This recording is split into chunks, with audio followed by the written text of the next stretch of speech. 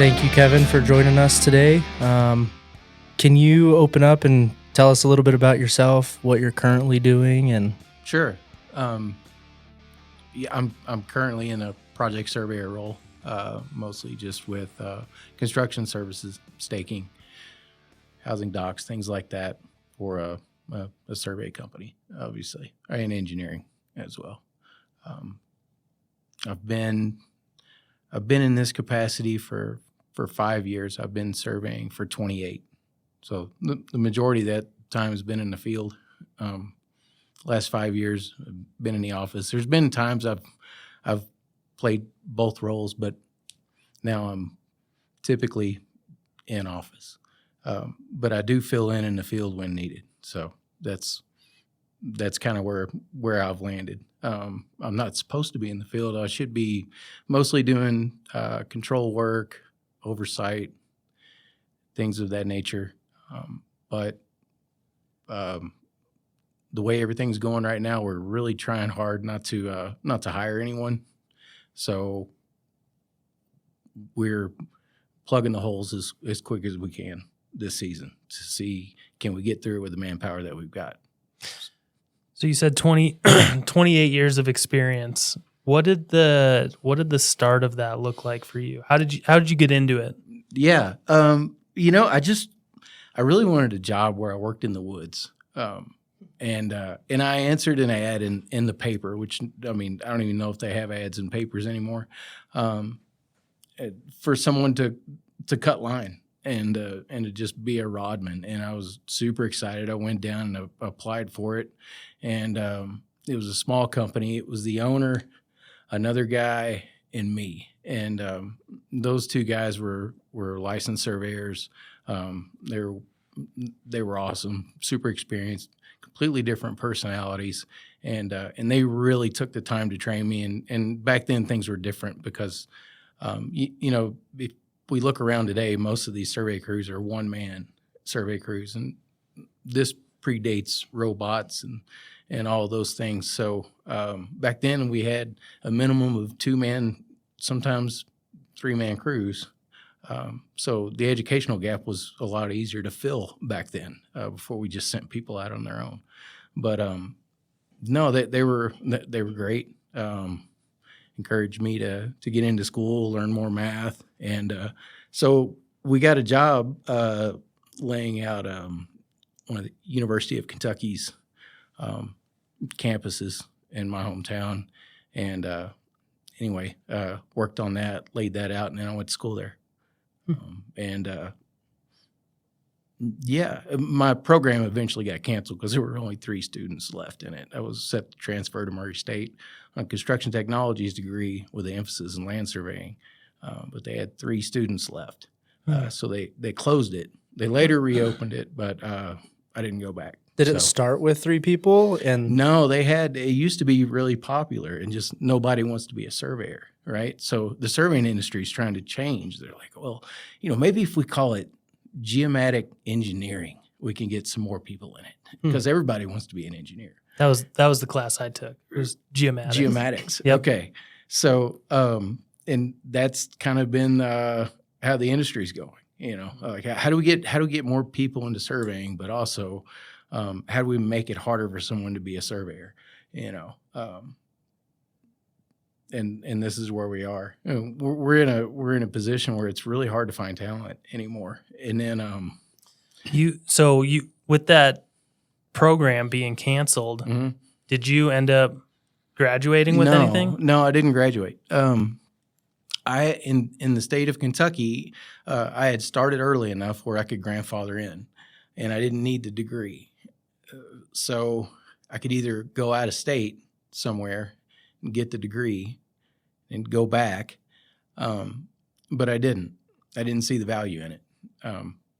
Is there a requirement for a degree in your field? Yes, it depends on the state. So Colorado requires it. Kentucky requires a related degree now for people that are getting into it. People that started when I started, it's not that way, and it's just state by state. It's all state specific.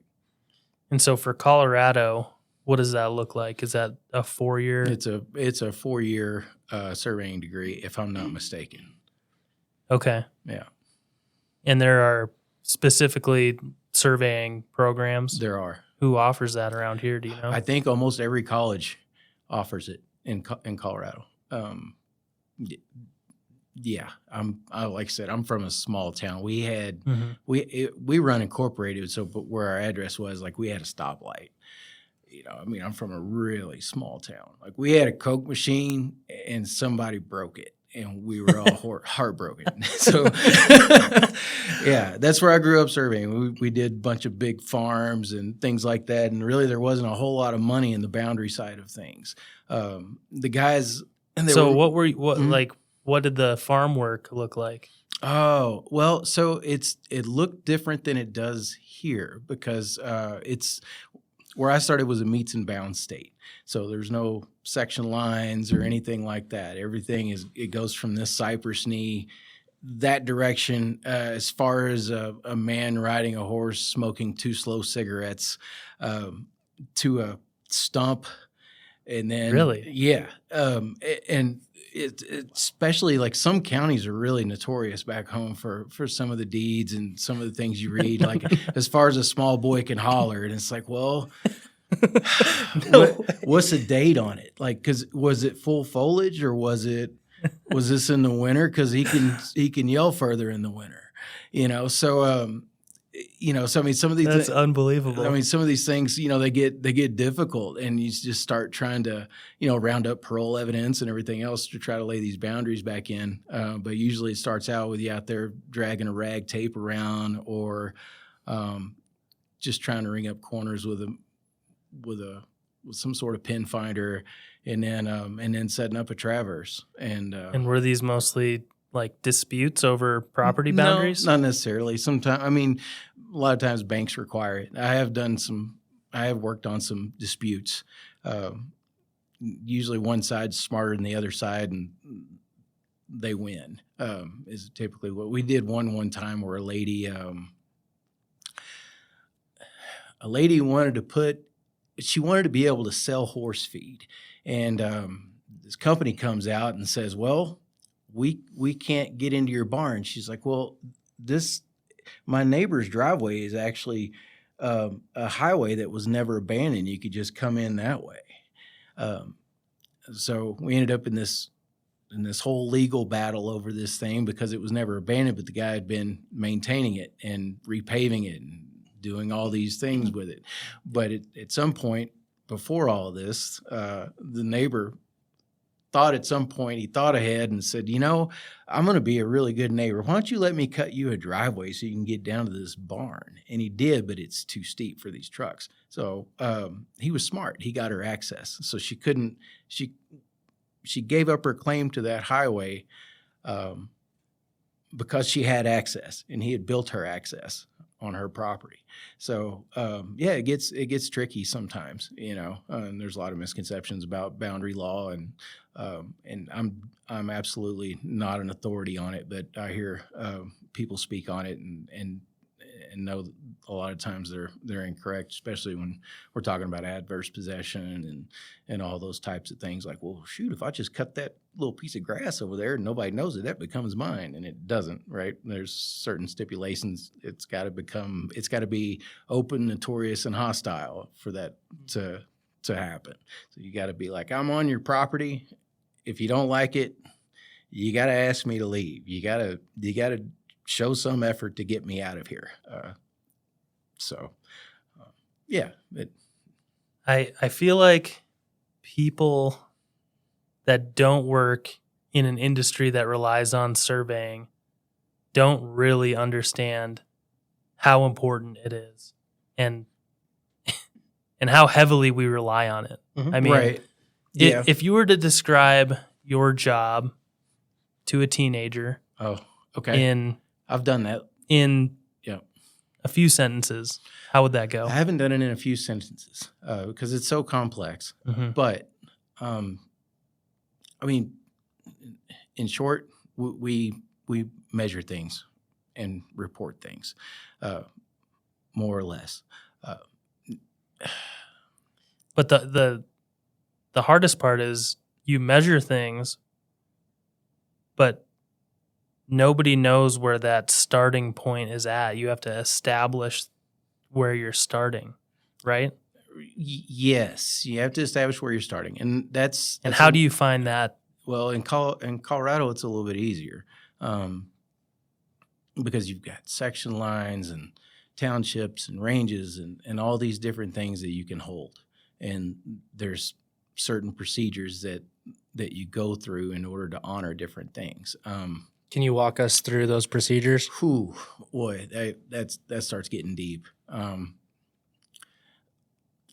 So when you see a let's say you see a pin, a property pin, you're looking at an opinion based on math, because error is inherent regardless of.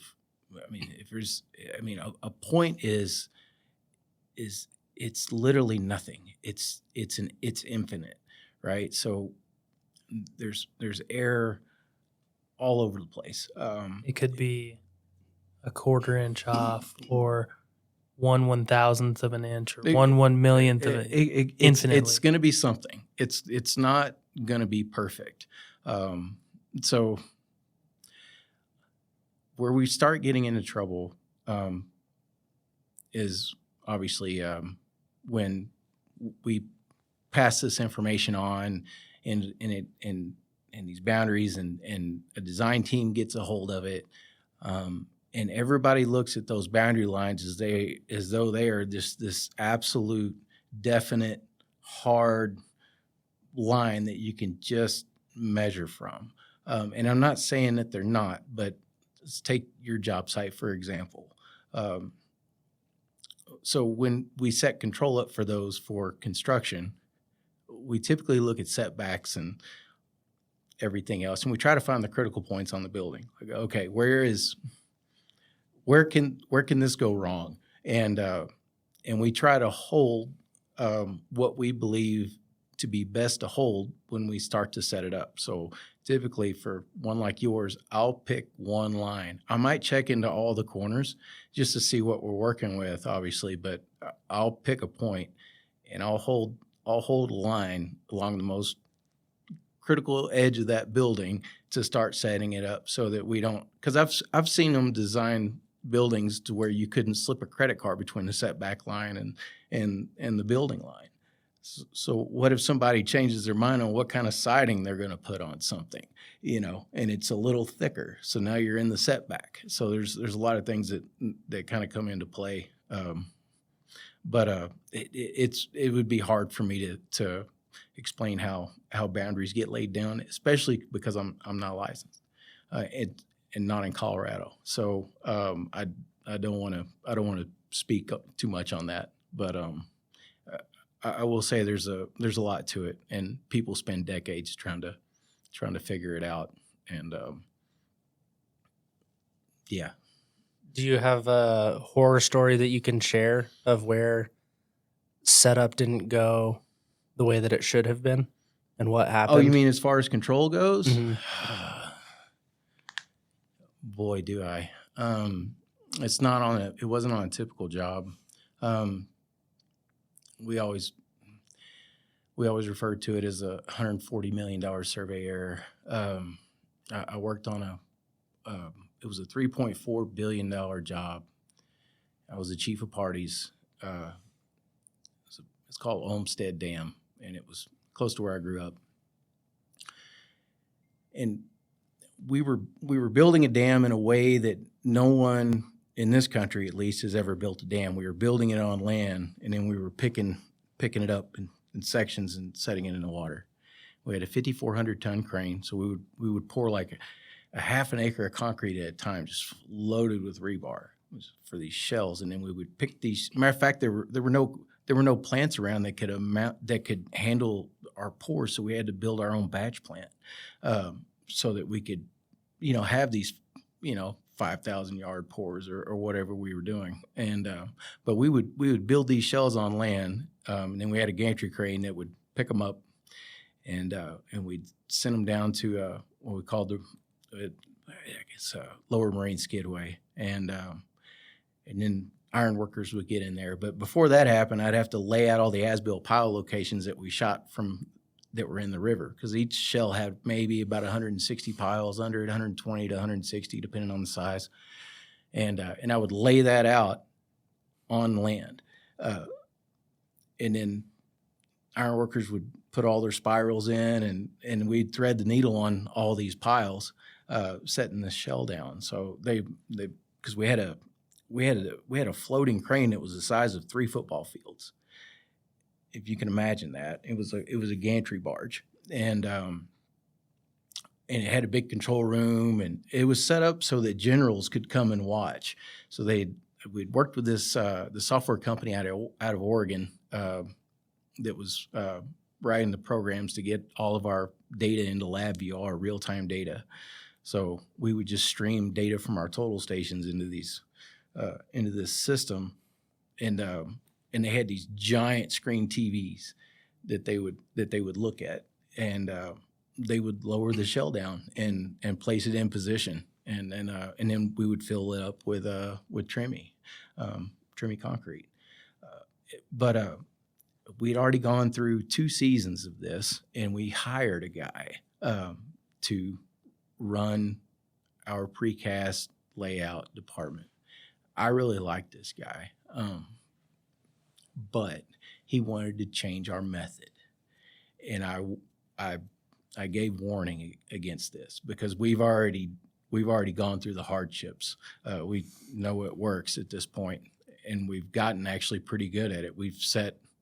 By this time, I think we'd already set 12 shells with no mishaps, and they're 60 feet underwater. You know what I mean, in current, and we had a 1-inch tolerance on these things, and Anyway, he wanted to change our method on how we place the control on the shells for lifting and for setting.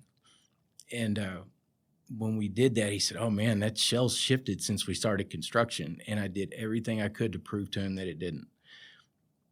And we go to set this shell, and everything's looking good until we get to about the last foot of the set down. And suddenly that shell just turns clockwise. Well, that's weird. Crank on it, let's get it, push it back. And so what I believe happened is the cell sat down where it should have sat down, and then they twisted it out of alignment once they got it down as far as they could, because they thought they were off. This became apparent later when we went to set the pier on top of this thing, and we broke it because it didn't fit where we were trying to put it. So it set us back a season, and we spent about $140 million a season. So we always called it the $140 million surveyor. That sounds unbelievably complicated. It was, yeah. Why could you only do it in seasons? Well, it would take about 8 months to build a round of shells. So we would just call that a season. Okay. It's just how we referred to it. It was like, well, and so we would build them. So we had a precast yard where we had 6, basically 1 acre of concrete pads, and in each one of these pads we would build a shell on, and then we had gantry rails on each side, and the gantry crane would roll back and forth up and down this thing and pick these things up once we were finished building them. But once we finished building them, the next one a lot of times would be a little different than the last one. So we'd have to break all those back down, and like all the beams that we use for formwork and all those things, and start over from scratch. So typically by the time we got to forming and everything else, it was a year after we started forming the last one. So we would just say first season, second season of shells, third season of shells is kind of how we referred to them. Yeah, that makes sense. Yeah. So in that issue, what was the biggest learning thing that you had or that you took away? Yeah. Listen to people, right?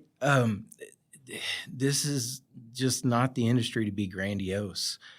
There's so many times that I've been around people that are just like, well, I mean, I know more than you and yada, yada, yada, and then end up eating crow. So something I'll never do is dismiss someone if they call me and say, there's a problem with this. Because I believe that it is. Whether it was laid out the way we intended to lay it out or not, if it was laid out correctly, if it was designed correctly, and there's still a problem, then there's a problem in translation, and there's a problem in understanding what's going on. So if someone says there's a problem, there's a problem, whether everything looks correct or not. So it's something to it's always something to consider and to take seriously. Can you walk us through kind of a typical day in the life of a surveyor? Someone that's working in the field. Sure. I mean, I can for the construction end, especially. Yeah. And the reason I can is because where I grew up, the guys that were doing boundary work weren't really making a lot of money. But if you got in with someone doing construction, Yep. You could probably double your pay, and that's what I did. So I kind of stuck to the construction end of surveying more so than boundary. Licensed surveyors can make a lot of money. It's just a hard road. Now, I can tell you about my end. Come in, check the schedule, see what's going on. Was there anything there that I didn't know about the day before? And basically do a quick check for fires. I typically get to work, I don't know, between 5:30 and 6. Of course, I drive to Denver. Yeah, and I see what's going on, who's responded to what, and then try to see how I can get ahead, whether it's with calcs or housing docs or whatever. I mean, we have clients that are on a closing schedule, and but we didn't get the title commitment from them in time, and now we're going on it, and we're trying to hit closing dates. So the guys that are working in same capacity that I am, they're not just doing calcs. They're doing red lines on as-builts, and they're working on all these other things to get the project closed out. Whether it be legal docs, might be working on ALTA surveys, grading certs, ILCs, GCs. Just we've got all these different components that go into closing these things out. And for the last 10 years since I've been in the state, I've really only worked multifamily. I mean, that's basically it. Maybe a little bit of Denver water work, but most of it's just been multifamily. And I've gained a new appreciation for multifamily just in how complex it can be, and how many moving parts there are in this thing. So our typical day, go in, try to figure out what's changed, what's stayed the same, what layout needs to be done. Is it calced up? Is it still current? Is what's going on with this and that? I think there's a misconception that as soon as we get a project, we just calc everything and go. But if we did that, we'd lose a lot of money just because there's so many changes these days. It's not the way it used to be. Everything is just fluid. Now we don't have issued for construction. We have issued for concept now, right? So you get an IFC set, and then we've got a project we just scrapped 2,000 curb points on. The whole job. We just scrapped the whole curb file, and we had to start over. And how much time and energy goes into calcing those 200 points? It was about 2,000 probably. 2,000 points? About 2,000 points. Oh, wow. It's a lot. I mean, it's days. If there were no distractions, I could probably crank it out in 2 days. 2 long days, I could probably crank out 2,000 points. That's if I don't run into grading issues. Things busted, and we do. Something that doesn't work in the design. Right, and that's so the advantage of working on projects that are your own firm's design is we've got more tools to spot problems. If I was working on someone else's plans and they said, well, it's all a 6-inch curve here and here's your flow line grade, so figure it out, I could do that. Now, I've seen plenty of times where engineering decided, well, we'll just put a 5-inch curve here and we won't tell anybody. But if they build a 6-inch, it's going to bust the handicap ramp right behind it. So now somebody's got to buy some concrete, and who's going to do it? So they'll figure it out in the field. They'll figure it out in the field, right? And I've heard that. Plans just aren't what they used to be. And back in the day, there were so few revisions, I feel like, that they could afford to put a few red clouds around something so you could know what changed. Now, I've seen drawings in recent years that they put a cloud around the entire viewport. Like, okay, everything on here is different. What do you think is driving that? Because you hear that a lot. You hear that a lot from guys that have been in the industry for a long time. That drawings and just contract documents have gotten worse over the years. Yeah. I don't know. Follow the money. So, is funding set up differently than it was 20 years ago, right? I learned a lot from this one job. I had this superintendent that I was working with, Richard. I called him Dick. I was the only person that called him Dick, right? And anyway, he said, Kevin, I got to get you to come up here and stake that valley pan through that. He's like, I got to pave that parking lot this weekend. I said, Dick, you haven't even run your utilities yet. I said, you get your utilities in there, I'll stake your parking lot. He's like, nah, God dang, I got to have it, And we'd go back and forth. And this went on for like several days. He's like, God dang it, like, we're going to pave it Sunday. I'm telling you, you got to get out of here now. And I said, why are you so dense? Like, you're going to rip it out, putting utilities in. He said, you don't understand. He said, if I hit that milestone, the interest on the loan drops. He says, it's cheaper for me to pave it, rip it out, put the utilities in, repave it, than it is to pay for that interest. So, and I think that's true in a lot of the industry, is that people, I think there's some bean counters that are driving dates, and engineering and designers just in general are like, okay, look, man, we've just got to get this to the permitting stage, and then we'll fix everything after that. And then it gets put out, right? We end up with like all these drawings are signed, everything's permitted. Like, whew, okay, let's see if the city's got any comments. If they don't have any comments, we're good. But it's not the city's job to review plans. They review them, but they don't review them for constructibility. Just like, well, okay, this works for us. Code. Yeah, it's like, okay, it meets code. That's what they do. They're like, okay, Right. this meets code. It doesn't mean it's a good design. It doesn't mean that everything works. So I think there's some things that get lost in translation there. But and we're trying actively on both sides to curtail this. Like, we've got things going into place to try to make this better. Any more engineering, just once they're finished designing something, they'll just pass it to survey, and they're like, man, can you review this? And we put it in through our we've got a quality management system that we go through for reviewing plans, and we got a surface QC and all these things, and it makes a lot of the problems just light up, and we can just quickly redline a set and pass it back and say, okay, here's the problems we see. Is that an AI program? It's not. No, it's just a civil 3D function that we go through. So we've got a couple different surface types. One's for flat work, one's for grading.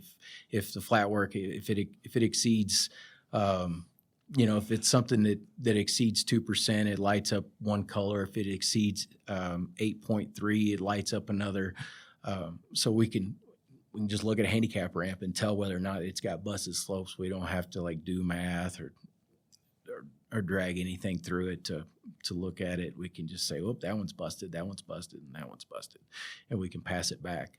How new is that program. It's not. I mean, the methodology of using it, it's new to us because it was just an idea. Like, man, why don't we just make a banding surface so we can spot this stuff, And same with, say, pipe networks and things like that. Just a simple look at, like, okay, let me just select all these, go into my object viewer and say, oh, look, there's a water line going right through a manhole. Look at that. Okay, I got to talk to them. Let's get these things moved. And typically, when we do see problems on plans, like we'll go to the overall utility plan, it's like, dude, you ran this electrical line through every water valve out here, And then you go over to the utility plan, it's like, oh, you had the water turned off on this, or you had the electric turned off on this plan, so nobody would have seen it, right? If somebody was redlining it, it would have looked great. It just wasn't turned on, so problem didn't get spotted. So, I mean, those are the hard things. Those, and I tell you, the real thorn in the side are water rooms. Oh, because people say, man, I need this T. I need you to come stake this fire T for me out in the street.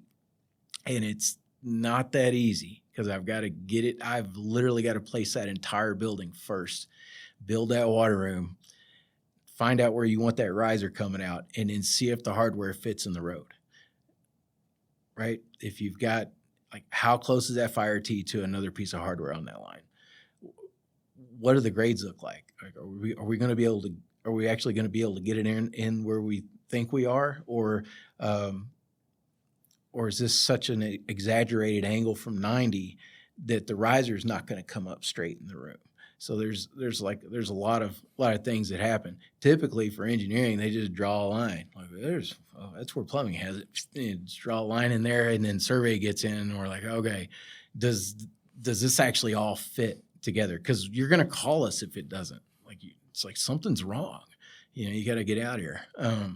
So water rooms are incredibly tricky sometimes.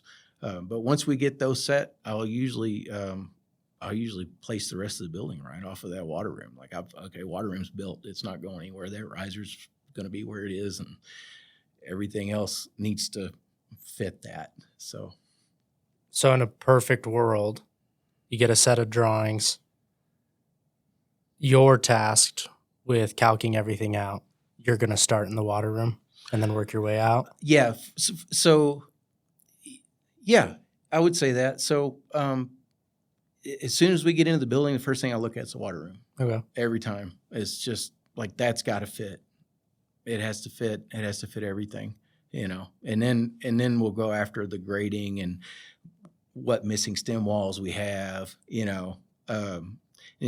Usually it's engineering saying, "Oh God, I told that architect I needed stem walls over here," And then the architect's just like, 8-inch curb wall. Like, what's a curb wall? That's some new terminology you guys are using. Like, nobody knows what that is. It's a stem wall.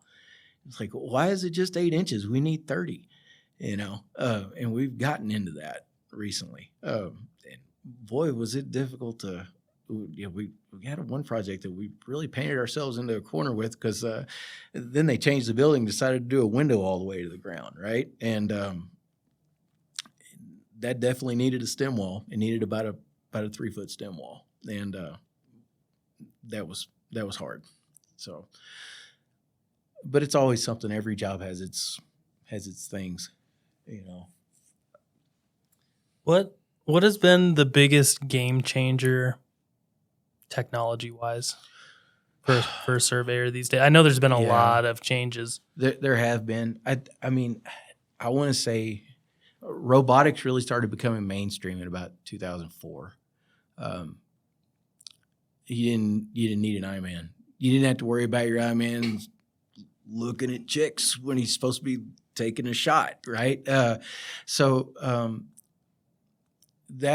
was a big game changer, and it's not all positive, because now there is an educational gap in the people that are in the industry. There aren't, like, the guys that are able to train. They don't get to be hands-on with the guys to train as long as they used to be. Well, you're not doing as much by hand, Right. right? You're relying on your equipment a little bit more at that point. You are. Yeah, you're relying on it a little bit more. Would you say there's a bigger margin of error due to the robotics, or do you No. think it's tighter? I think it's tighter. Yeah, it's definitely tighter if someone knows what they're doing, if they are properly, keeping their equipment in check, and they're doing all their collimations and they're getting their calibrations done per whatever the manufacturer recommendation is. The total station work is going to be tighter, depending, but it's not going to be any tighter than what your control is, right? So I mean that's kind of where the rubber meets the road is does the person understand error propagation, and do they know actually what they're sitting on and how it came to be? Where did that point come from?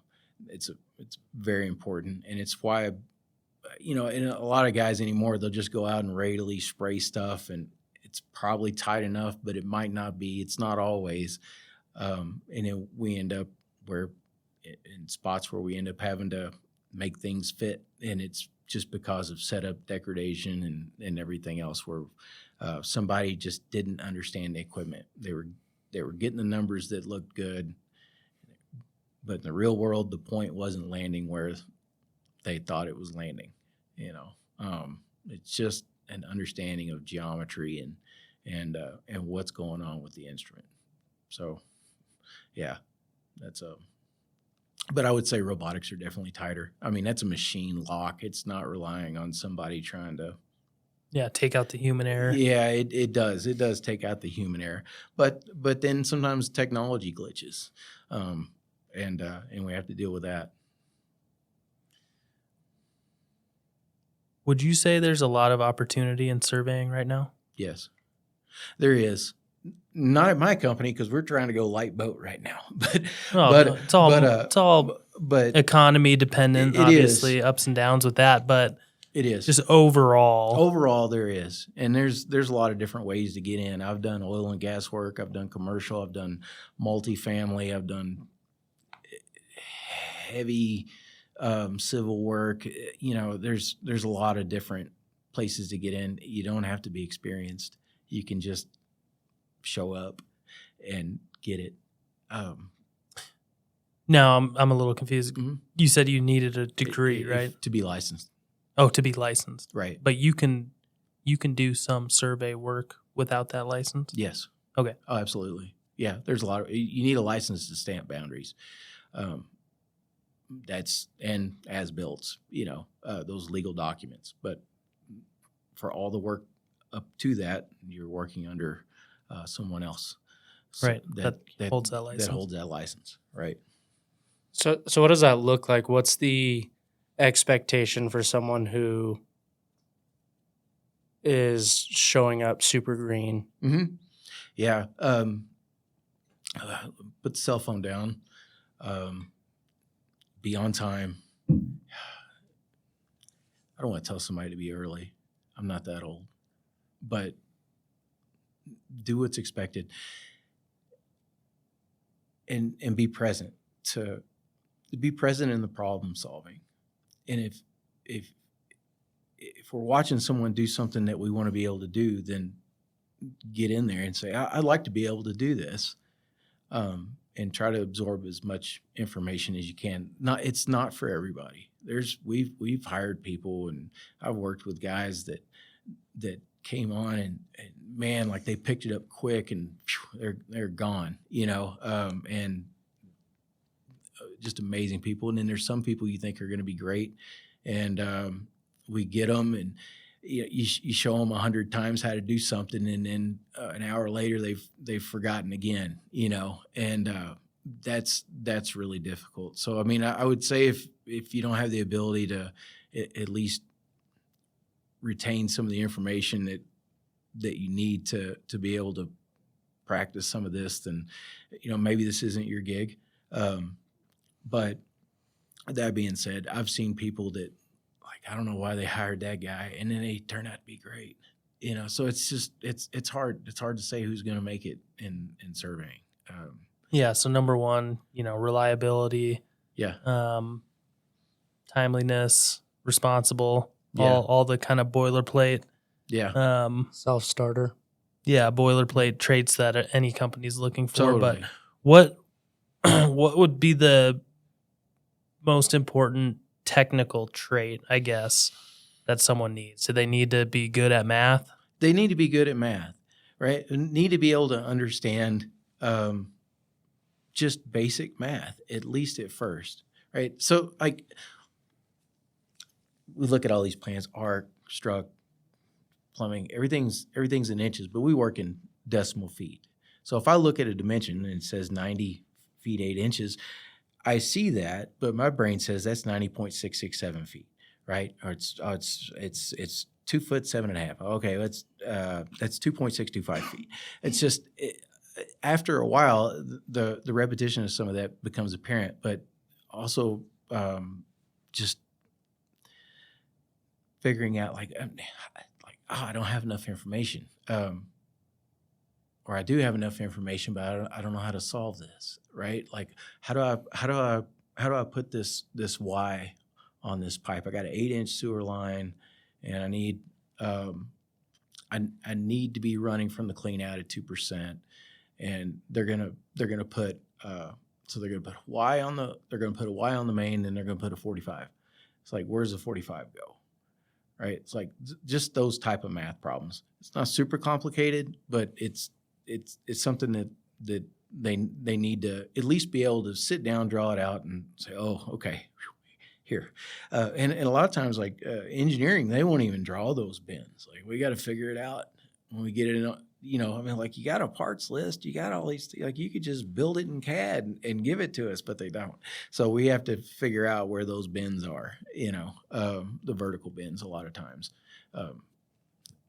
It really sucks with water, right? I tell you, city, county, or Denver Water doesn't require a water profile on their plans. And this is where we get caught up, right? Because a lot of times an engineering company will be like, I don't have to worry about making a water profile. Just go 4.5 feet down everywhere. But you know what else is 4.5 feet down?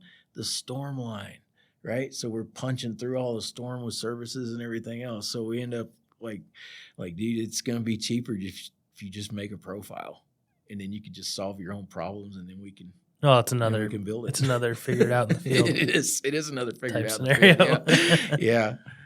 Yeah, that's tough. Yeah, just for any of the younger crowd that might be listening, Sure. thinking whether this would be a pursuit that they'd want to undertake, is it? I mean, you can make a decent career out of this, can't you? You can. Yeah. You can make a decent career out of this. Obviously, you've been doing it for 28 years, so right. It's worked out. Yeah, it's like a black hole, right? Like, people start surveying, and then they're like, all right, I'm going to strike it rich. I'm going to do something else. And then they always just end up surveying forever. But I think there's a lot of jobs that are that way. But yeah, you can be comfortable. And is there opportunity to grow within that field? Just starting green as someone with no experience, what's kind of the upward trajectory look like? Sure. Show initiative, show that you can do the work. And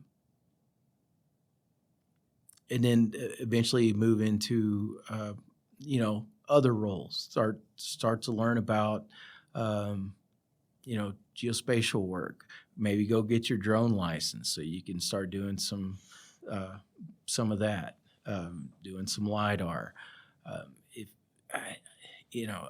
I can't speak for all companies. I know our company, if somebody decided, hey, you know what, I'm just going to take the initiative to learn this, they'll put them in that spot. And I believe there's a lot of companies that are that way. Like, man, this dude's really, like, he just went out on his own time and studied, got his Part 107, got his drone license, and he's wanting to do this. So let's just give him a shot. I've wrecked 2 of those things. I don't fly anymore. Well, I wrecked one. Another one, I got sat down. I was it was a temporary flight restriction. I was a Denver Water job. I was flying it at noon, and I want to say I was 2.9 8 miles from Coors Field, and there was a 3-mile flight restriction. And at 12:10, when the game started, the drone sat down. I only had control of the gimbal. It landed in a parking spot, and all my stuff was scattered all over the place. I was not ready for this to happen. And it were, like crazy. I was in a park. There's crazy people everywhere. And so I'm like, God, I was just like slinging stuff in the truck and throwing it in drive and like trying to get up to where I thought I saw on the screen it was landing. And I got up there, and people were walking by like, what is that big thing doing there? And it was the drone. And my heart was thumping. I'm like, all right, never again. And then another time we tried to save some money on some cheap batteries, and I was flying. It was another Denver water job, and I shot that thing up, and the flight log was 11 feet. It just took off. It was gone. And I'm like, oh, man, it just disconnected. Like, oh, God, I wonder where it went. Like, how long have I been standing here? Is this 2 minutes or 20 minutes? I know I've got probably 20 minutes worth of battery. Like, do I leave and go find it? Or is it going to come back? Or like, what happens if I go looking for it and it comes back here? Like, what am I going to do? And what had happened is it smashed into somebody's house, and we had to go back later and get it. The guy's like, "Oh, it didn't hurt the house, but your drone's pretty messed up." And it was the little one. But yeah, this stuff can be exciting. We did. I'd say one of the cooler ones we did was the Eisenhower Tunnel. We flew their approaches there. And it was difficult because we didn't have the right kind of propellers. We need high altitude propellers up there, and that thing was struggling. I think we went through 30 sets of batteries to do 1,500 feet of approach on each side, and it was rough. It was really rough. But yeah, it was me and another guy. We spent 2 months up there, and we 3D mapped both of those tunnels, and it was wild. Those are different kind of people that work in there. No kidding. Yeah. Hey, we're gonna take a little bit of a break here. Okay. Just for a sec. So I know at the beginning we talked about you responding to an ad or you applying through an ad. Yeah. I guess what drew you to that ad? I had a buddy that got a job surveying. It was for a different company, but he was always bragging about how much fun he was having. I know he was lying now, but going back to it, I'm like, man, that does sound like fun, because I would see the surveyors pull up. So let me back up. Before I did that, I had like a summer job pouring concrete, and I remember like just having concrete burns, like 110 degree heat index, worn out. And I looked up, and this like survey crew pulls up, and they got their shirts off and around their head.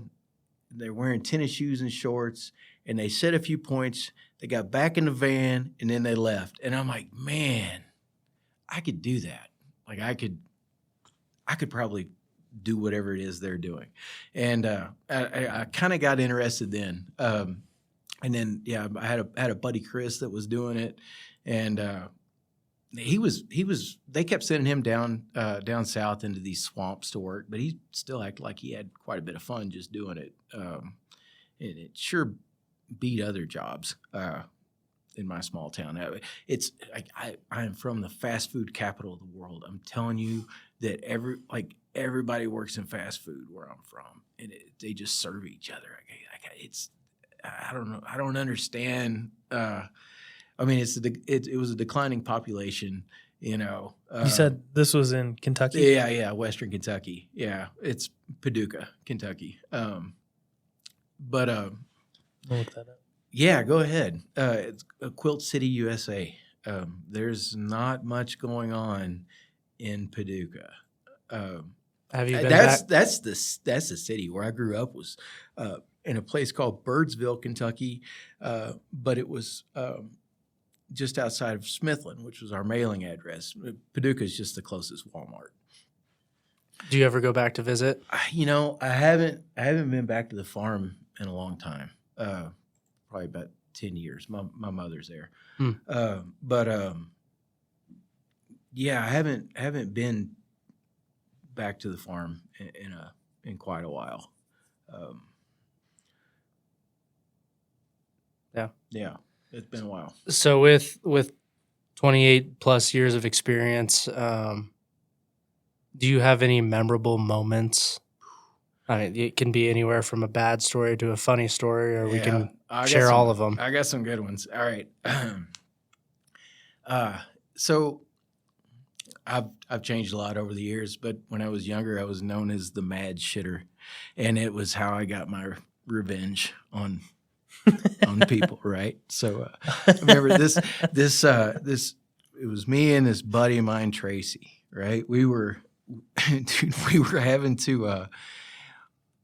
We had to restake the center line of this road that ran behind this shopping center in Middle Tennessee. And if anybody's worked in Middle Tennessee, they know it's just solid limestone everywhere. So I've got this big steel gad setting points every 25 feet. I think we had about 900 feet or 1,000 feet of stakes to set. It was hot. There was no wind back there. The sun was shining. And sure enough, like every 25 feet, set another center line stake, another center line stake. And we got all the way almost to the end, and we're setting one of the last points, and behind us we heard crack, crack, crack, crack, crack, crack, crack, and I turn around and look, and there's a guy in a loader. Right, this road's like 40 feet wide, and he's splitting the center line. He's running over the stakes, just tap, tap, tap, tap, tap. And my buddy Tracy, who's just this big meat-fisted, like always ready to hurt somebody all the time. I said, dude, just chill out. Just get behind this corner. And the guy drives by us, and he pulls up, and we realize this is a Sparky, right? And as him and all his buddies they're working on this electrical manhole. They got all their ping pong balls in there where they're pulling line and stuff. And they're like, dude, let's go to lunch. So, all right. So they all jumped in the truck and left. So when they did, I went and threw the lid off of that electrical manhole. And I got in there and I shit all over that fucking electrical manhole. Dude, I was turning circles, but it was so shallow, my head was sticking out, right? It's like you could see me. You knew what I was doing. You know what I mean? It's like 100 degrees. I felt so good to put the lid back on that and walk off. And then did you have to restake everything? Yeah, I did. I had to reset everything, but it was worth it, right? So, did you get to see the reaction when the guys came back? I didn't. I was like, I think I'm just going to back off and just understand that there was a reaction and just to enjoy it from afar, you know? That's pretty good. Those are some good ones. Yeah. That's hilarious. There's a lot of those. My old boss one time, he was just the best dude. I mean, he was an asshole, but he would chew your ass, and then he would catch you in the hallway, and he would stick a check in your pocket for tuition. Be like, all right, don't tell the other guys I gave you this, because then everybody's going to want something, you know. But he was just that kind of guy. But he was also clumsy. And I remember he was running a rod and I was running a gun, and we were doing this it was topo survey for a walking trail at this YMCA. It was an out-of-town job. And we had two two-man crews. And we all had radios back then. You never see somebody working in the field anymore with like a handheld radio, because they've got nobody to talk to, I guess. Everything's one man. But Jeff's like, all right, man, I gotta go get some shit tickets. I'll be right back. And he comes back with a roll of toilet paper. And this is before lunch, right? So he walks off into the woods. I'm like, damn, I don't know why he went that way. We haven't gone that way yet. Like, if you're gonna go where you've already worked, you know? But anyway, he comes back, he's like, all right, so we take off and we're doing some more topo. He's like, well, his setup's over. Let's go get some lunch. So we break down. The other crew breaks down. We all go to lunch. We come back. I move to the next setup. Jeff takes off, steps over this log, slips, hand comes down. He comes up and he's like, God dang, he's like shaking his hand and like, oh man, he's like rubbing it up against trees. I said, dude, did you just, he said, nah, I don't want to hear it. I'm like, no, man, did you? He's like, I slipped in my own shit. So I started laughing, right? Like, I mean, I can't take it. I'm just like, I can't breathe. I'm laughing so hard. Well, the crew that was working 2 hills over could like hear me laughing. So they get on our channel. Like, what are you laughing at? I said, you got to get over here. You got to see this. So now he's got both crews staring at him while he's like walking around trying to find a leaf to like clean his hands off on. He's like, I'm not paying you to laugh at me. Get back to work, you know? Yeah. So, but no, I've got an absolute pile of those stories. The dam was the place where like all the practical jokes happen. I mean, there were times, a lot of those shells we worked on, those just 5,000 ton shells. I mean, some of them were like 60 feet tall. Some were, you could get to the top of them and say, 20 feet or so. But there's this one engineer, like we were always messing with this dude because he was always parking his mule in the way, right? And I remember the ironworkers like, let's just pick this damn thing up. So like picked his mule up and like set it up on top of the shell. There's no way to get it down. There's no like you got to get a crane, But we were always doing things like that. Or strapping air horns to the bottom of chairs and then just waiting to see him come in and fly out of the chair, hit the floor, there's always something like that going on. Or I would steal his buggy and go park it behind a buddy of mine's office and then walk off, so he would blame him for doing it.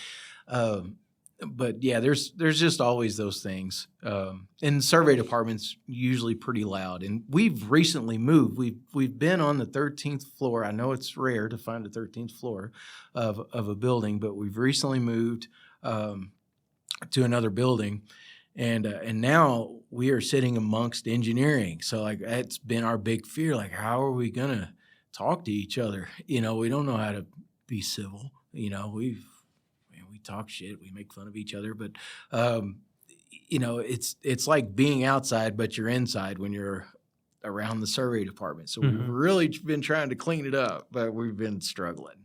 We're doing our best, but. And I've been at this company for 10 years, and most of the people have been there longer than I have, like that are in the survey department. Like I'm not the long-standing guy, most of them are, 15 years or more, it seems like. So we don't have terrible turnover, at least not in our department anyway. So we all know each other really well. Yeah, and just getting back to kind of a question I asked you earlier, that's kind of common among companies in construction right now. A lot of the guys have been there for 10, 15, 20 years, whatever. Right. That's where I think there's going to be a need here pretty quick for some young blood. There is. Some young guys to come in and learn from the more experienced. Sure. Yeah. We start getting into cost of training people, and that's really where it starts to get difficult, because we need to in order to get work, we need to bid the work, and typically we'll bid these jobs with the thought of we could probably pull this off with a one-man crew, because that's what most companies are doing. I could send one guy can handle 90% of this. And the problem is it's hard to get that second guy in the budget to get them trained. That's where the industry has shot themselves in the foot. Absolutely. Just no doubts about it. Just the tight budgets and the competitive bidding process. Totally. There's just no room for that. There's no room for it. Yeah, there's just not. And it's been really difficult for me, especially with your project, because I was acting as the project surveyor. I was doing the calcs and I was doing the layout. And I finally went to him like, no. Like I can't find the problems because I've created the problems. If there's something that goes wrong, I'm not going to see it because I'm the one that made it, right? I need somebody else to be able to like look at what's going on other than me. Like it's got to be at least two people involved. It needs to be a field guy that's paying attention and a guy in the office that's paying attention. Chances are, if I'm doing the calcs, I'm trying to crank them out quick so that have the time to get to the field to get it laid out. So, we've made that adjustment, but it's hard to train, and it's even harder to train someone to get them into the office. What do we do? Do we just sit somebody next to us while we're working? Yeah, on the computer? Training is It's complicated. It is complicated. But honestly, let's say AutoCAD, Civil 3D, the best thing to do for someone, like if you want to have somebody that can do calcs, at some point you just got to be like, all right, just get on a computer and let me know when you have problems, and just let them start to just grit, bear it, fight their way through it for a little bit, and mentor them when you can. But it's as far as you have to give them an opportunity. You got to give them an opportunity. That's one way to do it. The other way is if they go to school and take some sort of technical course for drafting or Civil 3D, things like that. The issues you're going to run into is switching companies, switch CAD standards, right? Like, this guy likes his boundary drawn in white. This guy likes it drawn with color number 9. It's all about how things plot and what things look like. So that would be the difficult part. Is it's like, oh well, I don't like this label style size. This is our standard. We use this and we use that. One good thing about where we are is we have a QMS system. So if we have an issue. Let's say the garage grading for this other project, right? I had no access to that job. So we've started to change some of our practices because of what happened the other day. I didn't have access to it on the internet. I go to our current plans folder. I pull it up. I'm like, well, it's RFI 8. It's not the first one. So the project surveyor for that job got to be tracking this. He wasn't there that day. I calced it. It was old. So since then, we've made changes to our quality management system to make sure those things don't happen. The cool thing about where I work is we're allowed to make those changes. Anybody can make those changes, at least suggest them. So like each person has a different color, and we have a living document that we go into for our procedures. And if I make edits, it's in my color. If somebody else makes edits, it's in their color. And then we meet, and then we come to an agreement on how things get put together later. And that's probably one of the best things about where I work, other than just the people, is the fact that we're actually allowed to innovate, and we're allowed to stray off course if the course doesn't make sense, and then explain our case. Yeah, gives you some authority to really own what you're doing. Right. Yeah. Tell us a little bit more about yourself, Kevin. What do you do outside of work? Kids. How many kids do you have? Man, I fell off a skateboard yesterday. Oh, you did? God, yeah, man. My hip was like, jacked up. Why were you on a skateboard? I was on a skateboard. I own a skateboard. Both of my kids have skateboards. We've been taking them to the skateboard park. It's important for my wife to get the kids into physical activities. So everybody's got bicycles. Everybody's got skateboards. Man, dude, my oldest, he's in jiu-jitsu. He's in chess club. He's got a Russian riding class he does once a week. He's got, he does tennis when it's in season. He's on a swim team. And in his off time, we take him riding bicycles and skateboards. And my 4-year-old's got a skateboard. He's kind of starting to get there, but my oldest is almost 8, and he's actually kind of starting to come into his own a little bit. I went and got one just because they had one. Like, okay, well, I'll go with you, and I forget that I'm 48, right? I didn't start having kids till I was 40, and oh man, it hurts so. Like, man, it sucks. I tell you what, dude, I bid it on my bicycle like a few weeks ago with my wife, and I God, I thought I was going to die. Like I went over the handlebars. It was bad, like, man, when I was a kid, I'd get up and get my breath back and just get back on. And now it's like, man, like my wrist still hurts. This was like 3 weeks ago, I think, I'm not used to hurting this much. I'm sure the back-to-back falls on two different things don't help. It doesn't help. Yeah. So what happened on the bike? Why'd you fall? Dude, I dropped my water bottle, and when I turned back to look for some reason, for some reason, I squeezed the front brake, like when I turned my head. I was getting it, right? That's a mistake I've lived as well. Yeah. I think we've all done it. Yeah. And I know better. It just happened to be the one hand I had on the handlebar. And when I turned around, like I hit the concrete immediately. It hurt. Oh God, did it hurt. Yeah. And then skateboarding, did you grow up skating? Or? I did. Yeah. Okay. Yeah. I spent some time in Southern California when I was younger.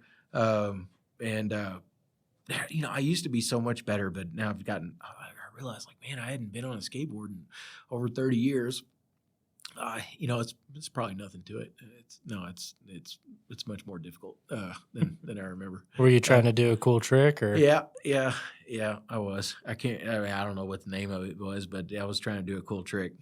My kid was there. But it was, I'm Gen X. Everybody had some sort of thing, some sort of skateboard, some sort of something, had dirt bikes when I was younger. Because we had a farm, right? We had 300 acres, and like we didn't have cable, and it's probably what led to like a lot of the stuff we got into when I was younger. Like, the only people that had like satellite TV were rich, like we didn't have that. It's like we had to find something to do. So, make something, blow it up, whatever, like we were just wild kids, Man, this buddy of mine, his dad worked at a rock quarry, and we got out in the barn and we found a bunch of like dynamite, right? Like, oh, this is going to be great. So we went, like, we blew up every body of water, like between all of our houses, like sloughs, ponds, like, man, we uprooted trees with this stuff. Like, we just like, we were blowing everything up, and then we ran out of dynamite, and I'm like, all right, well, I'm done. And my buddy Dave's like, man, we'll just make some, right? So he just goes and gets this bucket, and it's full of smokeless gunpowder, right? And he and this other friend of mine, they're making all these like little explosives, and somehow an ash got off into this bucket and it went off. And my buddy Brandon spent about 6 months in a burn center. But like while he's walking around, his head's swelling up like a basketball. And my buddy Dave's like, dude, oh man, just shit, like walk it off, man. Just walk it off, He's like, my skin's melting, David. Like I can't, but those are the things you get into when you don't have Nickelodeon, just nothing else to do. So, yeah. Wow. Came from a different place. You all right? Yeah, no, it's hilarious. I'm just thinking about it's those stories are just boys being boys. It was. That's exactly what it was. Yeah.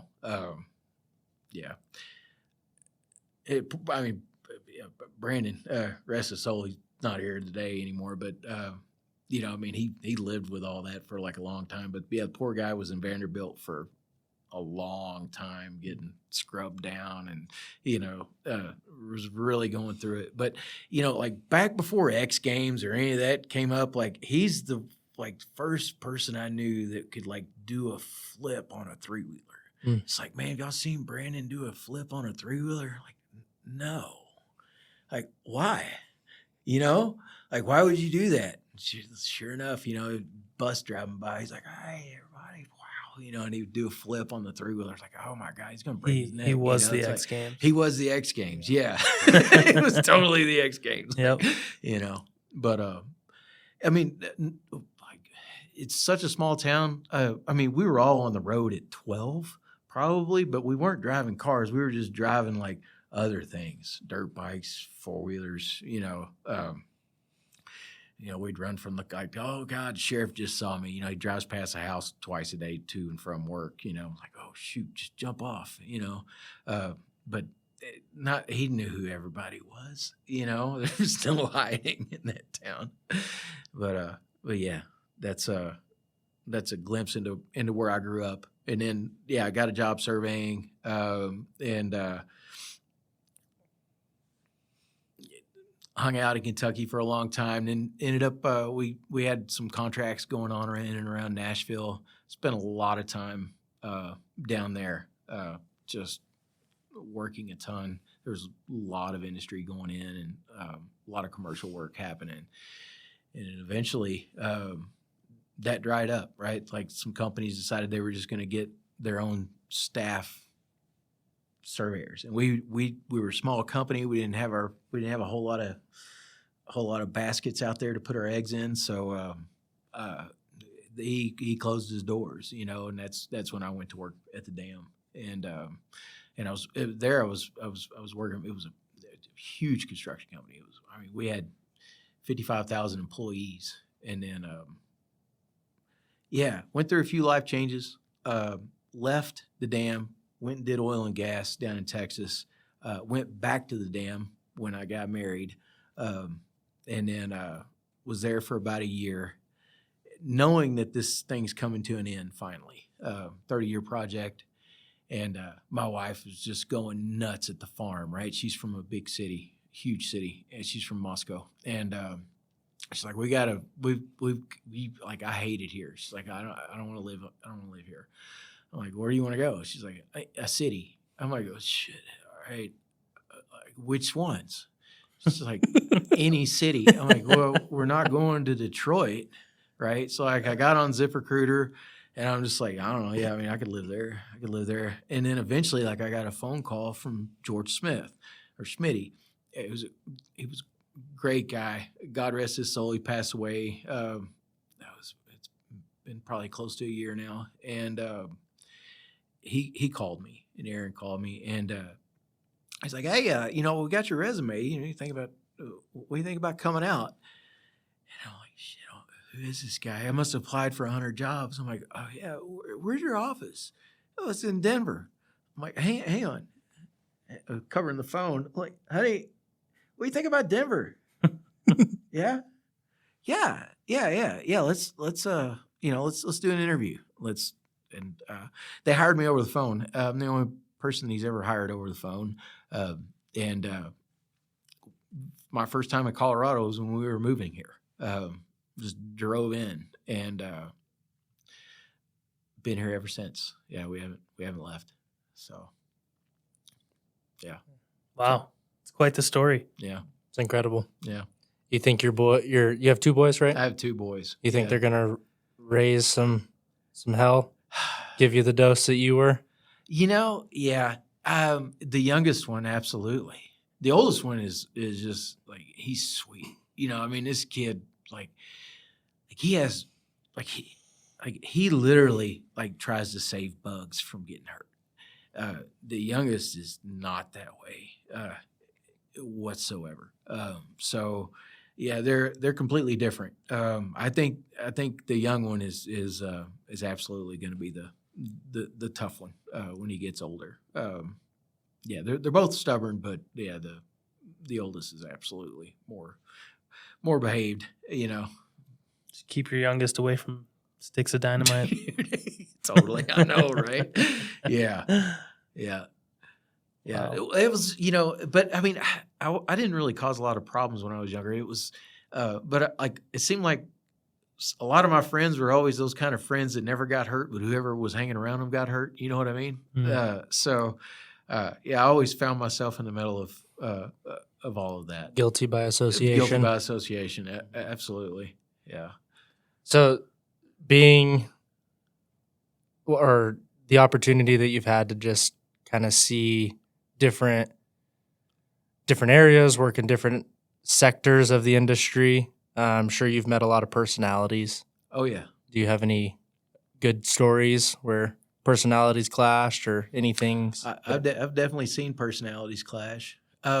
Yeah, well, when I was at the dam, we had this hydrographic surveyor his name was Woody, and he was, I want to say Woody was 6'9", maybe a little taller, and he weighed 420 pounds, and I know this because I had to take him to the warehouse to get him weighed for a harness. And he didn't need a harness, but everybody had to have a harness, right? And the maximum capacity we had on any harness was 420 pounds. And our safety guy there was like, God damn it, Woody, don't you fucking gain another ounce. So anyway, so we get him this harness that he never wears. But Woody had these like Coke bottle glasses.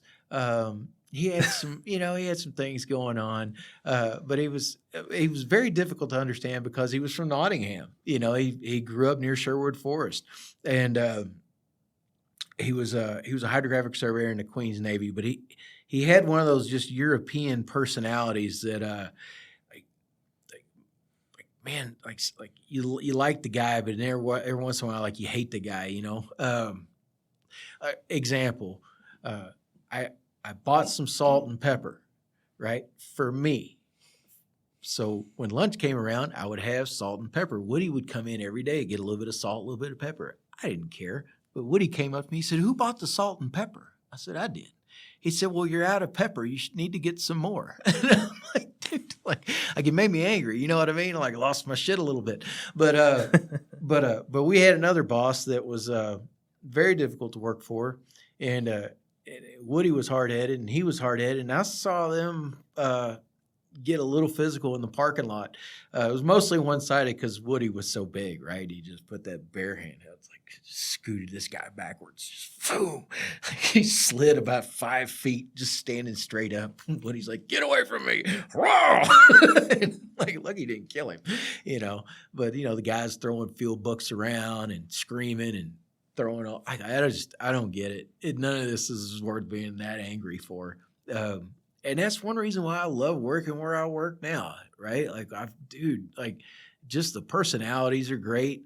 And it's really, I'm going to be honest with you, it's rare to find that great of a personality with someone that's that competent, right? So once we find that mix, it's like, man, you don't want to let that go. But yeah, I've definitely seen some people throw hard hats, throw hands, all those things. God, Lord knows I've taken the verbal abuse. I remember when I first started getting down in this, we were doing this activated carbon plant, and we had to drive this. I want to say it was a number 8 rebar, and it must have been, I don't know, 4 or 5 feet tall. And we were setting this benchmark, and it was in rock. And we needed to beat this thing down to grade. And it was in a hole. And again, it was hot. There was no wind. I'm running the gun, right? And I'm looking down at my boss is of course, he was this big, muscular guy. And he was just beating this rebar and it's wearing him out. And he looked up at me and he saw the wind blowing through my hair. I had more hair. And he's like, "What the hell is wrong with me? Why am I in this hole?" Hey, get him down there. So he got me down in that hole. And like I said, I was new. And physically, I just wasn't ready for this yet. And I started beating on this rebar. And then I started getting sick. And he's like, come on. Don't you puke. You better not puke. If you puke, you better not puke. And I did. I puked. He's like, God. He's like, "That's it. Go sit in the truck." You know what I mean? I'm like, oh, he didn't mean it. I'm like, "No, hang on. Just give me a break." He's like, "I said get in the truck." He didn't turn on the AC for me. He just wanted to not look at me anymore. He was mad that I threw up in this hole, And I mean, back then you were a wimp if you drank too much water. And now it's you better be drinking more water. I don't know how these things happen. Everything evolves, right? Now you can't get plastic bags at the store. It's all paper bags, right? But back in the day, it was man, you need to switch to plastic so we can save the trees, right? But now we're going back to the trees. What's really going on? What does it matter? But anyway, I don't mean to go off track, but just things I noticed. But the people working there, they don't remember that. They don't remember paper bags being a big thing, but I sure do. Yeah, no, like things are different. When I came to Colorado, everybody was setting these little 1-inch guinea hubs and no tacks. I'd never seen that before, like a hub that small. Like most of the hubs we always set were like 2-inch hubs, and when we would tack the actual location on the hub. And then they use these like thin 4-foot laths in Colorado. Everywhere I used to work, like we always set 3-foot laths that were almost twice as thick.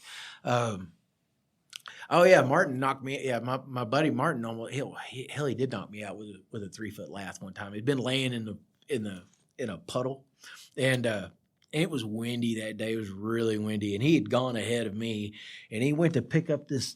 He's like, we went to restake this lath, and the old one was laying there. Well, Martin picked it up, and let's just say he threw it to the east or the west. Excuse me, he threw it to the west, and the wind caught it, and it went south about 50 feet. Oh, and I'm like bent over like a missile. Yeah, I'm like it's twirling around. I'm guessing this, and I'm like riding on a lath, and instead of saying duck, he said, "Look out!" And when he did, I looked because that's what he told me to do, and this thing hit me in the head, right? Wham! Knocked me straight out, dude. I folded in the mud, right where I stood. Like just like in a pile. Whoa, like blood running down my face. He's like, "Oh man, are you all right?" I said, "Fuck you, dude. You just hit me in the head with a goddamn stick, man." I should have gotten stitches, but I didn't. I just ended up butterflying that thing and then going and eating at Coconut Bay Cafe later. But we were always getting hurt, and there's always goofy stories. We had this one guy that always worked summers with us, and have you ever seen the silver shields that we use? They have the hinges on the two sides, like you raise the bed up on one side. They're kind of getting outdated, but like those were the rave right back in the day. Like, everybody had to have a silver shield, and my old boss told Brooks, he said, "Dude, you got to get back to the truck. You got to get we need some nails. It's like something for some control points." So he sends Brooks, and then Brooks goes missing for like 15 minutes. Like, where the hell is Brooks? And finally, like, he walks back to the truck. Brooks decided to do this like swan dive up into the bed because he couldn't reach what he was after. And when he did, he slapped both hinges. And the silver shield came down on top of him, and the back of the lock hooked his belt buckle, and he couldn't, or his belt loop, and he couldn't get out, right? So like Jeff's like, "God dang, I guess I'm gonna have to like go up there and check on this dude." And he walks up there, and Brooks's legs are just kicking, right? He's been in that like stuck for like probably 10 minutes trying to get out of it. Laughing so hard, almost couldn't even get the silver shield open. He's laughing so hard, But, yeah, no, there's tons of those. Yeah. Overall, would you? I mean, it sounds like it. Would you say that you've enjoyed your career? Absolutely. Would you go back and do anything different? If I could go back and do something different, I would probably go back and major in geomatics and go ahead and.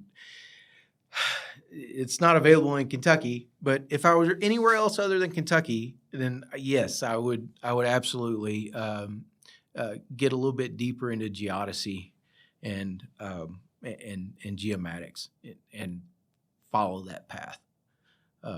Absolutely. Is the biggest thing stopping you right now time? It is. Yeah, it's time. So, but to be honest, I'm happy where I'm at. There's other paths, right? You can do the CST route. You don't have to be licensed, but you can at least get your certifications. What does that stand for, the acronym? See, there you got me. Certified Survey Technician, right? 1 through 4. So like once you get like into some of those upper levels of those, they're pretty tough. It's standardized test. You don't need to go to school in order to exam for that.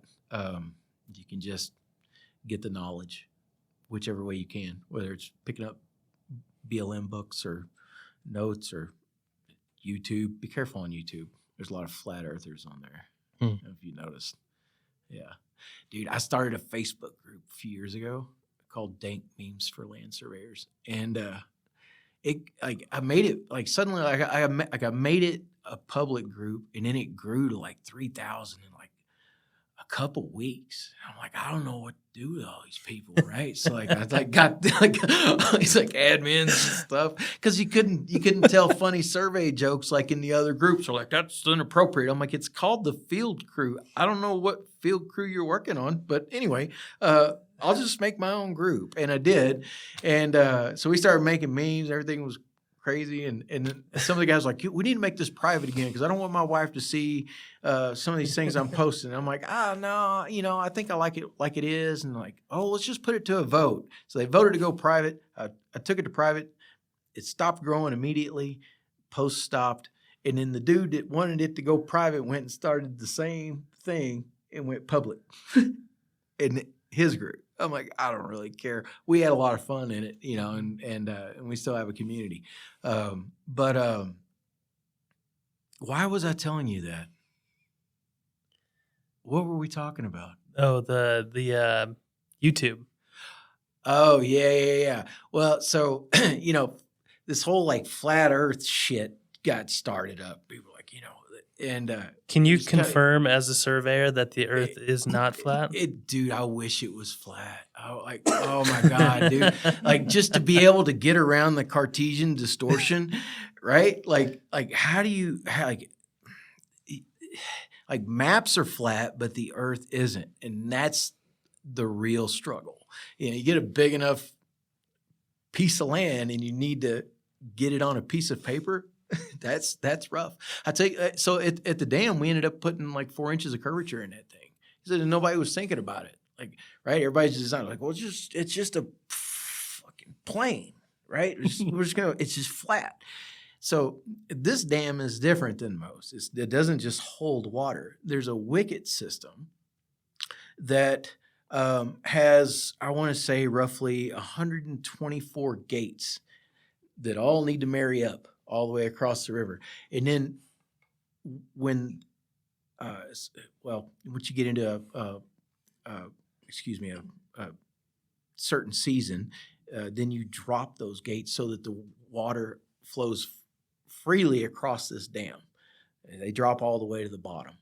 And so those things need to be able to marry up, so that once we start getting into this, like, shit, nobody's like thought about curvature on this thing. It's like, well, shit, we'll just build a survey tower out here. I'm like, I don't think that's just going to work, like in the middle of the Ohio River with like, you know what I'm saying? Yeah. So like, they're like, well, no, we'll design something that works. I'm like, yeah, I bet. So like, these guys have never even looked through a level before, so sure enough, they go out there and they drive these piles in the river and they put like a tree house up there, and they're like, all right, who's going up? I said, not me. There's no way. Like, have you seen the drift that comes down this river? Like, I'm not getting in this like spaghetti noodle with a level and getting shots on stream gauges, or like y'all can, whoever put it in can go up there and check it out. I'm not doing it. So we ended up sending my buddy Ronnie up there. He's like, I think this will work. So he sets up the level. He's like, dude, that level's bouncing all over the place. I'm like, yeah, it's like the current's in it. It's like, well, shit, we'll just drive a bigger pile around that one. Oh, yeah, that's a good idea. Take treehouse off, drive a bigger pile around it, It's still moving, just not as bad. I think that thing lasted like 5 days, and then it was gone. Like, went to work, and it wasn't there anymore. Like, nature took it. Like, it was just didn't exist. Like, yeah, imagine if we were up there, like it's gone now, so. Oh man. I need to figure out where my train of thought was. So in your words and in your opinion, why is right now a good time for someone who's on the fence, regardless if they're young or old? Why is now a good time to enter into the trades? Well, at least for surveying, just because the industry itself the industry is alive, but we just can't fill the spots. Like there is an absolute void of talent. So if somebody wanted to put in the work to get the talent, then absolutely they could make it in this industry. There's no doubt in my mind. How long do you think it takes to get to a place where you could say you're a talented surveyor? That's hard to say, and Probably depends on the person. it definitely depends on the person. I mean, back in the old days, I mean, you didn't see someone running a crew with less than 5 years. But now we've gotten to a point where a lot of times they'll send guys out after like a year or a year and a half to like go do things. We have to be incredibly careful on the office side because they haven't gotten themselves in enough situations where they see the problems as the problems happen, right?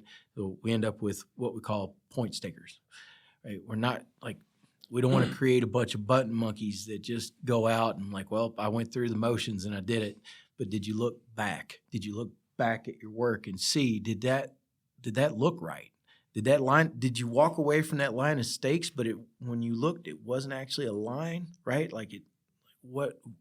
So that's the hard thing to train, is to train them what to look for.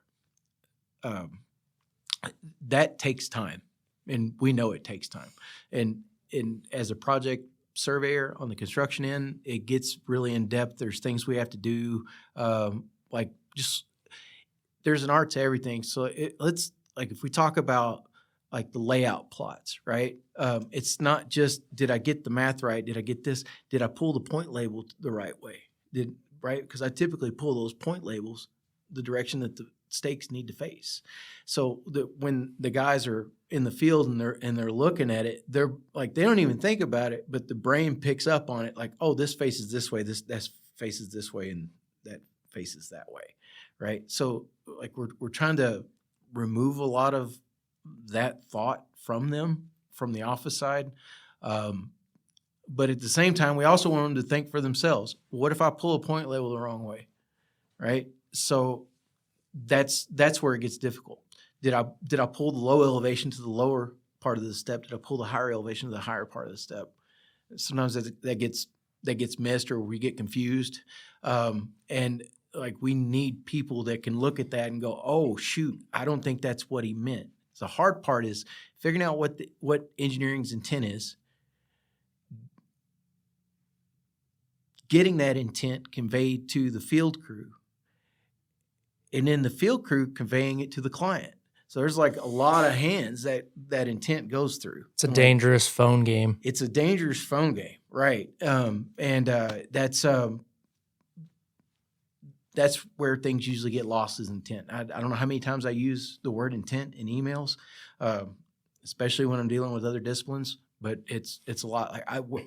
Like from your plan, I don't know what this looks like. It just doesn't make any sense to me. Can you help me understand what your intent is? Once I understand intent, then I can see if it works, and then we, put it together. But a lot of times, I hear guys talk about, just working off of surfaces. I've seen so many surfaces. I've seen some good clean ones, and I've seen a lot of them that are half junk. Like, God, I hope nobody's like plugging this into a machine somewhere and actually working with this. Because how much of a hurry was this dude in when he put it together? Was he just trying to get it together enough so that he could at least get his spot labels on, but then he didn't flip any of the triangles in his tin network, so his contours look whack? Because if the contours look bad, and if somebody loads that into a piece of equipment, and the piece of equipment doesn't give a shit what the piece of paper says on it, it's just gonna grade this digital tin model that it's got loaded in there. And if the flow lines jumping up and down, then that's what the blade's gonna do, But and that's why I feel pretty safe with just things like that. Why our job is safe from AI, right now. There is such a human component that goes into all this that I'm not super concerned. I'm actually kind of excited for like this whole AI thing because I think it's going to take a lot of work off of us and put us more into like a quality mindset. Like now I'm just checking this thing, and making sure that this machine is going the way that it should be going. Work process when I say machine, but yeah. Sure. So you're saying that AI, you're not afraid AI is going to replace the need for No, surveyors. I don't think so. It's just going to change and It is. Yeah. hopefully help, enhance. It will. I think it's going to help I think it's going to help framing companies. I don't know if you've seen the robots that just lay down like all your grid lines and all this stuff on slabs now. You Is just it like Laser X, the company?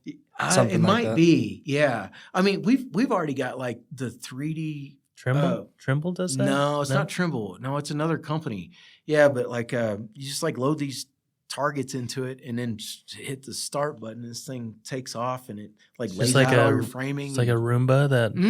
Totally. Exactly. Yeah. Huh. Yeah. It kind of like the old style pin plotters, right? And then, Yeah. but it works in that capacity. So it just rolls around, draws the lines, and then you pick it up and go.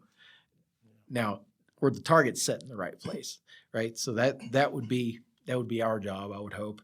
Somebody at least that had the competency to say, okay, if I hold this point, and that point, that everything fits on the building. The plumbing goes in the wall at that point. But those are things that we're going to have to deal with. I think everybody's going to have to deal with technology. We're at this. I believe we've passed our last plateau, and we're starting to get into some other things now with tech. But I'm open and willing to it. I have no qualms with tech, as a lot of people do, especially in our industry. But I don't. Yeah. Do you what is your most proud moment in your career so far? Yeah. Oh.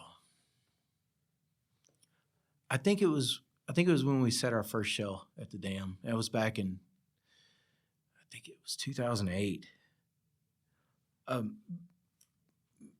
We didn't even know that we could. We were building all this shit. Like none of us knew what we were doing. Like nobody. We knew what the concept was.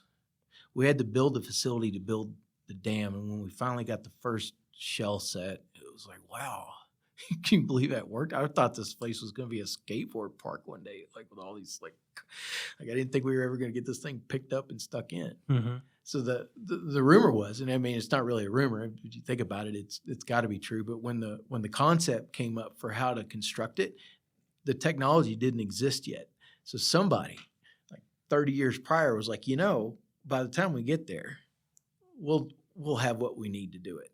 And man, it like. What a gamble to take with taxpayer dollars, but they were right. So we managed to figure it out. But I think that was probably one of my prouder moments.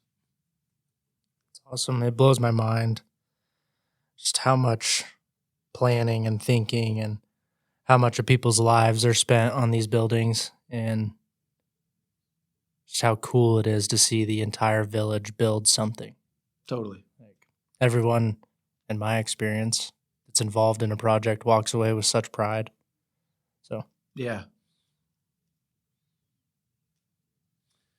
Just to wrap this up, Kevin, do you have a message for the other tradespeople or the other surveyors or anyone looking into becoming a surveyor?